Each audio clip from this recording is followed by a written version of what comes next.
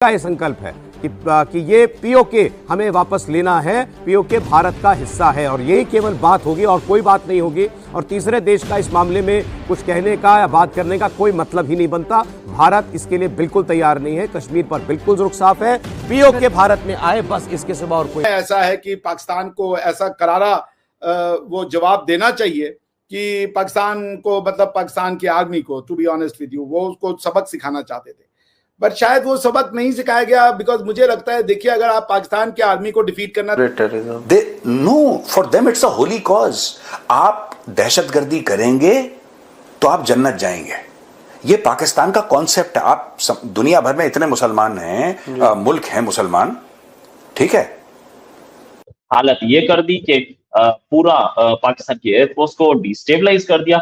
हम मेरे पास डिटेल्स है, उसमें पाकिस्तान ने जो नोटैम निकाला खेलोगा भारतवर्ष के लिए, मगर फिर क्या? देखिए, बांग्लादेश में और अभी के बीच में अंतर यह है कि बांग्लादेश में आपकी लोगों ने आर्मी के अगेंस्ट में रिवोल्ट कर दिया था, तो हमें खाली आर्मी को रास्ते से हटाना था और लोगों को सत्ता देनी थी और वहां से हट जाना था। इंडिया किसी भी कीमत पे पाकिस्तान को रूल करना तो नहीं चाहता ना। इंडिया वहां पे prime minister, president, chief justice के पोजीशंस को तो एक्वायर नहीं करना चाहता। तो अगर हम आपकी आर्मी को हरा देते, उसको डिसमेंटल कर देते, डिस्क्रेडिट कर देते, और जो कि भाई आपकी जनता नहीं कर दिया था, तो पॉइंट यह था कि फिर वहां पे पॉलिटिकल वैक्यूम कौन भरता? ये बहुत बड़ा प्रश्न है। तो मुझे लगता है कि जो पाकिस्तान में क्या वो बना रहे हैं, भाई पाकिस्तान के आपके शहबाज शरीफ साहब का मैंने स्पीच सुना, उसमें तो 2474 तो थैंक यू दिए उन्होंने। थैंक यू तुर्की, thank you China, thank you ये, थैंक यू वो, थैंक यू ऐसा। तो अगर आप जीत गए तो फिर थैंक यू काहे का? यहाँ पे तो किसी ने ना तो ट्रंप को थैंक यू बोला, ना तो मोदी जी ने किसी तुर्की को थैंक यू बोला, ना किसी और को थैंक यू बोला। बल्कि आपको पता है, हमारे जो कई इन्फ्लुएंसर ने वो तो ईरान के भी उसको गाली वाली। सर, हम तो बड़े मतलब तमीजदार लोग हैं ना, हम तो बड़े बहुत मैनर्स वाले लोग हैं, इसलिए सबका शुक्रिया करते हैं। आपने जैसे हम जिसका आदमी कुछ जिससे कुछ लेता है बिना मतलब कि आप हमको मिलेगा रोड पे थैंक यू करने लगेगा कि अरे अभिषेक जी नमस्ते कीजिएगा या सलाम कीजिएगा, ये थोड़ी Abhishek ji thank you thank you thank you. That makes no sense. Thank you means I have done something for you, और तब आप कहते हो कि thank you so much. But अगर हम आप रोड पे मिल रहे हो तो आरजू जी या हम और फकर भाई रोड पे मिले तो फकर भाई हमसे क्या कहेंगे? Abhishek ji thank you. No, thank you कब होगा? जब हम सर आप लोग तो इतने तमीज वाले, आपके घर मेहमान आते हैं, आप कहते हैं ये सुअर का बच्चा आ गया, तो मैं क्या बोलूं? नहीं, ये तो मुझे नहीं पता कि क्या है ये इसके बारे में मैं अनभिज्ञता वो करता हूँ, मगर हाँ, मैं ऐसी भाषा का नहीं वो करता हूँ कि उपयोग हो, पर कई बार भावनाओं में बह जाते हैं, तो बट भाषा पे संयम होना चाहिए, क्योंकि कोई भी किसी भी देश का राजदूत है वो हमारे लिए सम्मानित है, हमारे लिए सम्माननीय है। उसका रिस्पेक्ट, उसकी इज्जत वो हमारे लिए उतनी ही है जितनी हमारी किसी और की है। जी नहीं, आप बिल्कुल ठीक कह रहे हैं, और मैं जिनकी की बात कर रही हूँ वो भी बहुत ही तमीज वाले इंसान है, लेकिन बस वो उन्होंने जरा गुस्से में मेरे ख्याल है कुछ बोल गए और लोग उनके पीछे पड़ गए, और ना अदरवाइज वो कभी इस तरह की लैंग्वेज यूज नहीं करते। लेकिन खैर हो जाता है, कभी कभी इंसान गुस्से में आ जाता है, और हम लोग तो खैर, मैं तो बहुत हंसी जब मैंने देखा, मैंने कहा अरे ये क्या बोल दिया। लेकिन खैर अगर आपकी तरफ आऊंगी, क्या कहेंगे आप? डॉक्टर साहब जैसे बात कर रहे हैं तो बहुत अच्छा लग रहा है मुझे कि आज हम लोग साथ में हैं और हम लोग हंस रहे हैं, मुस्कुरा रहे हैं, हमारे सर में वो टेंशन नहीं है। एक तो रात के 3 बजे 2:30 बजे पता नहीं मोदी जी को क्या सोचती थी, ड्रोन भेजना शुरू कर देते थे। मैं तो कई दिन से रात को जो है, कल भी रात को दुआ पढ़ के सोई कि सब खैरियत रहे, ऐसा ना 4 बजे फिर कुछ शुरू हो जाए। तो क्या कहेंगे आप? मैं तो खैर बहुत खुश हूँ कि सीजफायर। मैं बार बार कहता हूँ, सऊदी अरब से बात करिए, दे आर वेरी नॉर्मल, बड़े नॉर्मल लोग हैं यार। आप एमिरातियों से बात करिए, they are very normal, very nice people. आप उनके घर पे जाओ, मैं तो जा चुका हूं, आप आराम से उनके बैठो, बात करो, they are very sweet people. ये इन्हीं को खुजली है, ये पता नहीं कौन सी खुजली है, पर anyway, coming back to the point, ये कुछ भी बोल देंगे क्योंकि इनको पता। अब देखो, इन्होंने मदरसे बनाए, इन्होंने मस्जिद बनाए, इन्होंने स्कूल नहीं बनाए, पाकिस्तानियों ने स्कूल नहीं बनाए, और जानबूझ के पाकिस्तानियों ने स्कूल नहीं बनाए कि जब कौम पूरी की पूरी दिमाग से पैदल रहेगी तो उन पे प्रोपेगेंडा कर। देखो, जो पढ़ा लिखा आदमी सवाल पूछ लेता है, ये पढ़े लिखे आदमी की खुजली होती है कि उसको सवाल पूछना। पढ़े लिखे तो है नहीं पाकिस्तान में, education standard 60% of the Pakistanis don't know how to read और राइट। 60% पाकिस्तानियों को लिखना और पढ़ना नहीं आता, ठीक है। अब बात मैं चीन की कर रहा था। ये जो पूरा सीज फायर है, पाकिस्तान ने पैर पकड़े अमेरिकन के। अमेरिकन ने बोला कि तुम मानोगे सीज फायर, तुम पहला कॉल करोगे? इसने बोला हाँ हम पहला कॉल कर लेंगे, हम भारत से सीज फायर मांग लेंगे, ठीक है। दूसरे लेवल पे क्या होता है? दूसरे लेवल पे ये होता है कि अमेरिका भारत को कॉल करता है कि क्या आपको सीज फायर चाहिए? पाकिस्तानी कह रहे हैं कि यार माफ कर दो, रहम की भीख मांग रहे हैं, ठीक है। तो भारत ने बोला कि देखो हम तो लड़ना डे 1 से नहीं चाह रहे थे, ना ये पहलगाम करते ना हम इनके ऊपर अटैक करते, हमने तो रिटेलिएट करा है ना। Our attack was a retaliation of what happened in Pahalgam.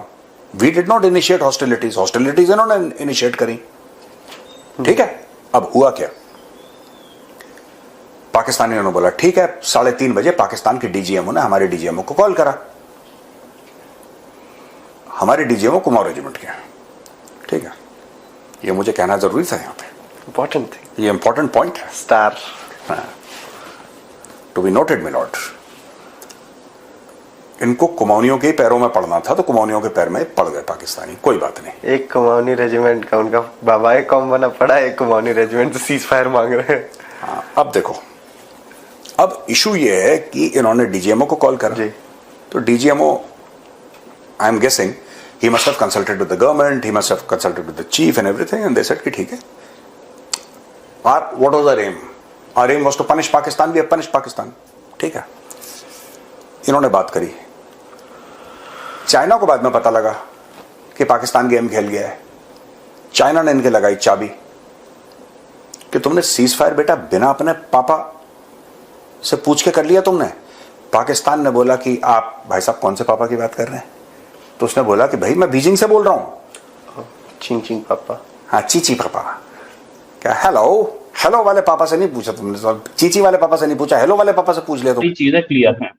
एक चीज तो ये कि 2 पाकिस्तानी बेसेस में से एक पाकिस्तानी बेस 1 हफ्ते की मेंटेनेंस में घुस गया, और दूसरा ये वो पाकिस्तानी बेस है 1 हफ्ते की मेंटेनेंस। मैं ये डीजीएमओ की प्रेस कॉन्फ्रेंस से बाहर बता रहा हूँ, मैं अभी प्रेस कॉन्फ्रेंस पे भी दोबारा आऊंगा।